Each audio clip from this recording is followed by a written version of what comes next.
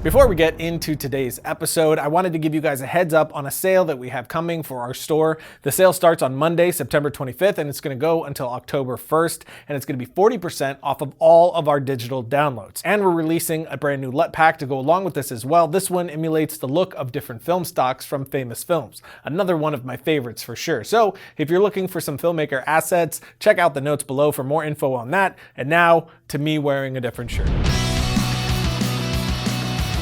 Not long ago, I told you guys about a short film called The Cage, which, as I said then, is one of my favorite short films to go online in a very long time. The film was written and directed by Ricky Staub. Ricky partnered with his company, Neighborhood Film, and with Film Supply, which is a great cinematic stock footage company, to make the film. And The Cage was the first in the Film Supply Presents series, where Film Supply will be releasing short films created by their filmmakers. And in this one, Ricky relied on non-actors to bring his world to life. These are real people from the real neighborhood that his story takes place in. And the result that he was able to get from these people who never acted before was incredibly impressive. So I asked Ricky if he would be kind enough to give you guys some tips on how to pull convincing dramatic performances from new actors, and he was awesome enough to do it, so I'll let him take it from here.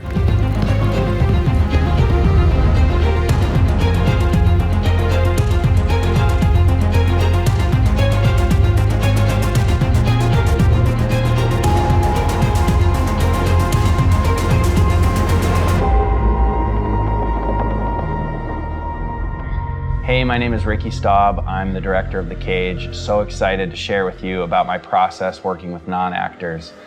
Everyone in the film that I worked with was either a neighbor of mine or a close friend. As many of you have worked with non-actors in the past on films or will in the future, there are a lot of things that I learned that I think will be really helpful for you and I'd love to share.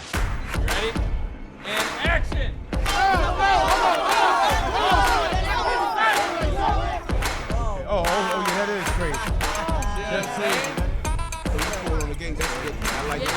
I like that. Think of people in your life that are as close to the real people as possible.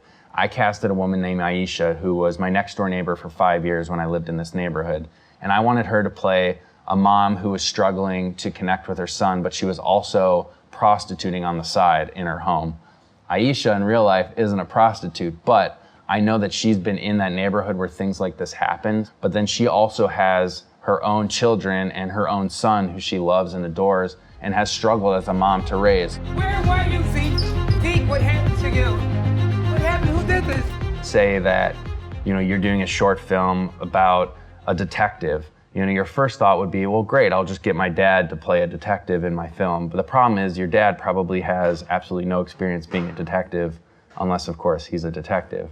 And so my thought is that you actually have to go find someone who's a detective or a police officer who can bring all that knowledge and all that life experience to the role. Because what ends up happening is when you give them scenes to do and you give them words of dialogue, they actually package it and put it into their own experience, which ends up, in my opinion, giving it an authenticity and a texture that you can't fake unless you're an A-list actor.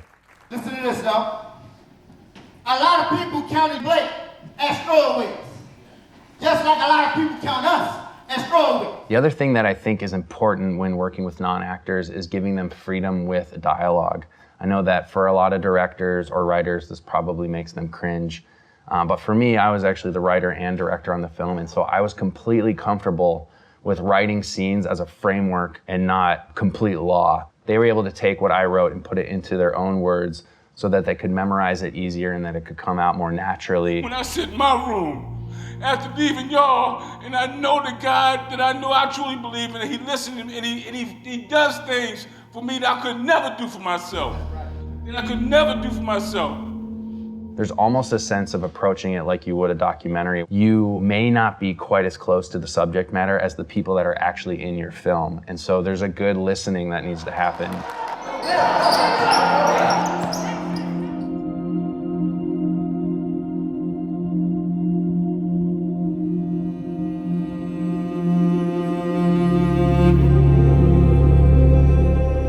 One of the things that I kept in mind is that there were always two versions of every scene for me. One was a fully built out narrative scene, and one was, oh my gosh, they're not hitting the emotional marks or they're not acting well. So here's a way that I can have the scene work if I just pull out my camera tricks and make it more of a poetic version of the scene or a more visual version of the scene.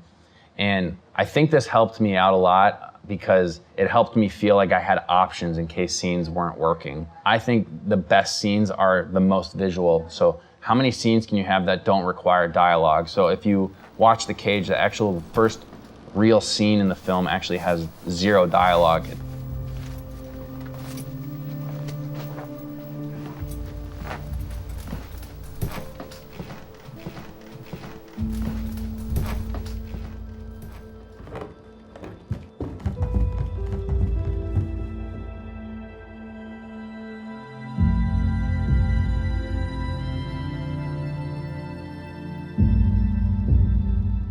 I went into that scene knowing that they wouldn't speak at all, but there was versions of every scene that I had shot that had those types of elements that no matter what, I'd have something usable to tell my story.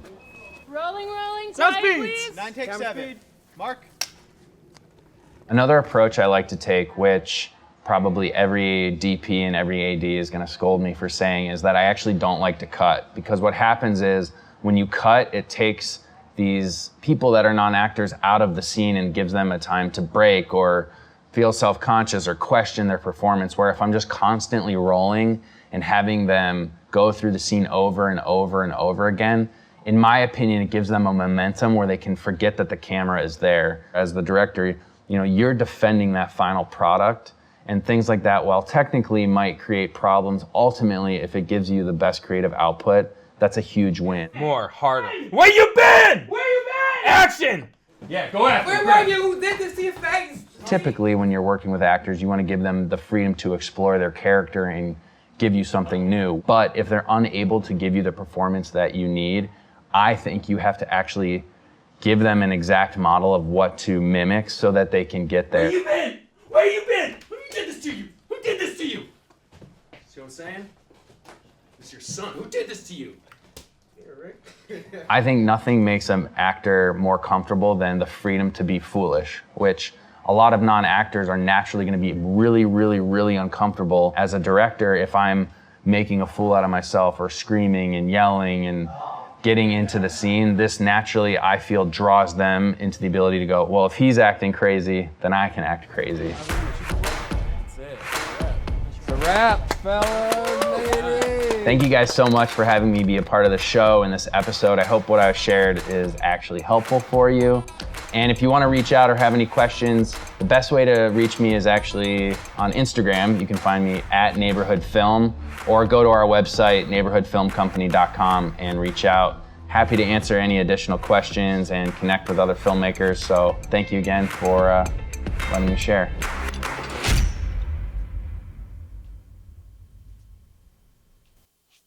Okay, Josh, come on. No. Get your buns in here.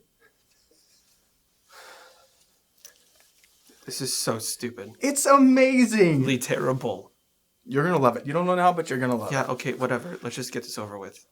And the boom's in the shot. If you're a budding filmmaker, entrepreneur, or A hot dog. then domain.com is the place to go when the next idea hits you right in the wiener. That is wildly inappropriate. You're wearing a wiener costume. It's Mom's gonna watch this.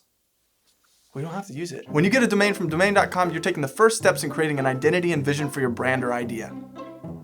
Josh. Hot diggity dog. A little enthusiasm would not kill you. .coms and .nets are two of the most recognized domain extensions, which will get your brand out there for people to relish. Hot dog, hot diggity dog. Now, I'm not trying to grill you, Terrible. but if you want to save some money, use the coupon code FILMRIDE to get 25% off at checkout. So don't be a wiener, and next time you think domain.com... Wiener. Dude, you can't interrupt me when I'm doing my... When you think domain names, think domain.com. Now hit it. No. Rap solo. No. Hot dog is domain.com. Stop playing catch up because .com is a bomb. If you need a website, get it .net or .com. This really sucks. That was awesome. You killed it. No, that was awful. High five, dog.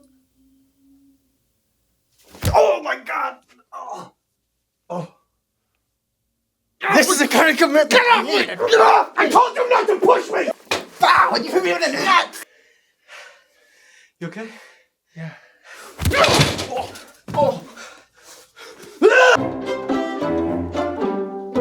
So that's it. Big thank you to Ricky and Film Supply for hooking us up with this info. Film Supply is also licensing all the footage plus other footage from Neighborhood and over 200 other filmmakers. You can find that footage and a ton more about The Cage, like more BTS on the film, blog posts, and so on at filmsupply.com/The Cage. And we have links for all of that below as well. And I'll see you guys next week when I do some sculpting with mashed potatoes.